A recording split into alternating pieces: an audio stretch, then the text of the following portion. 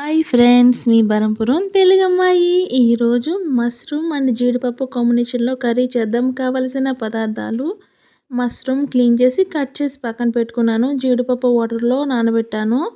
ఉల్లిపాయలు, పచ్చిమిరపకాయలు, టమాటాలు కట్ చేసి పక్కన పెట్టుకున్నాను. అలాగే కళాయి పెట్టి ఆయిల్ వేసుకుని కస్తూరి మేతి, పచ్చిమిరపకాయలు, ఉల్లిపాయలు బాగా ఫ్రై చేసుకోవాలి. బాగా ఫ్రై అయిన తర్వాత టమాటా, అల్లం తెల్లుల్లి పేస్ట్ వేసుకుని బాగా ఫ్రై చేసుకోవాలి. బాగా ఫ్రై అయిన తర్వాత మష్రూమ్ ముక్కలు, జీడిపప్పు వేసుకుని బాగా ఫ్రై చేసుకోవాలి.